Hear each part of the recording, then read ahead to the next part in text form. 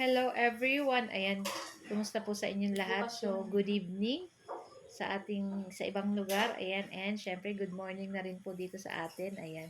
So, ngayon pa lang po tayo nakapag-edit nitong ating video at pagkatapos natin mag-edit, saka pa lang tayo makakapag-upload.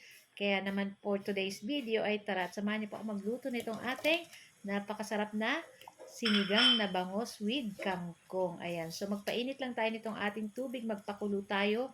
And then maglagay po tayo nitong ating sibuyas, nitong ating kamatis at lagyan na rin natin ng asin para may lasa na. So pag naluto na yung ating sibuyas at yung ating Bukas kamatis, pala. ay pwede na rin nating Bukas ilagay yung dyan yung ating bango. So isang piraso lang yan, tigpa-slice ko lang ng 5 piraso kasi guys, malaki naman siya guys. So ito pong ating bangus ay dagupan. Pag sa dagupan po, masarap iyan at talagang mataba yung tiyan yan. So masarap yung mataba ang belly nitong ating bangus kasi yun yung ating gusto. So, ayun at madali lang naman pong maluto itong ating bangus.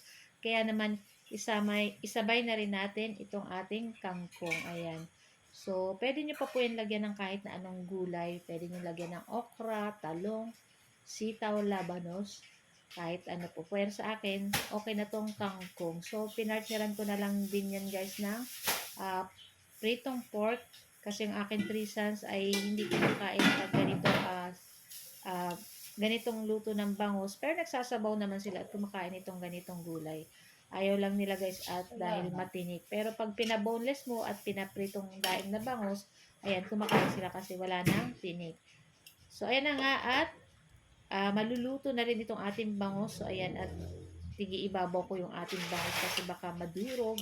So, maya-maya ay papatayin na rin natin yung ating apoy at itong ating sinigang na bangus ay talaga naman asim kilig. Talagang paghigop mo pa lang ng sabaw na mainit, talagang umaano yung asim nito guys. Sobrang sarap. So, yun na nga at syempre, tikman natin kung medyo matabang pa, magdagdag po tayo dyan ng patis or asin. So, ako, asin lang inalagay, saka patis, okay na yan guys. Pero syempre, nasa sa inyo po kung gusto niyo pa ng ibang mga pampalasa, okay lang naman para mas masarap. Ayan.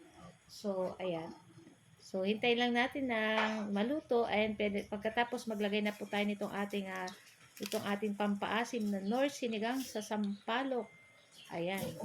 Tapos, ayan, medyo ano-ano natin para matunaw yung powder niya.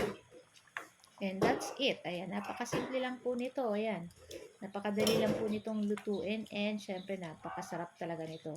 Syempre, masarap nito guys. May sausawang patis at kalamansi na may konting sili. O, diba? Talagang ito lang guys. Everyday na ulam siguro haba yung buhay natin. Charot. So, yan na nga at ito na lang po ang ating video today at sana po ay nag-enjoy kayo. Kung niyo po sanang kalimutan mag-like, comment at pa-share na rin ang ating video at kung bago pa lang po kayo sa aming page, huwag niyo po sanang kalimutan mag-like, follow para palagi po kayo updated sa aming mga bagong video. Thank you for watching. Bye! Ciao!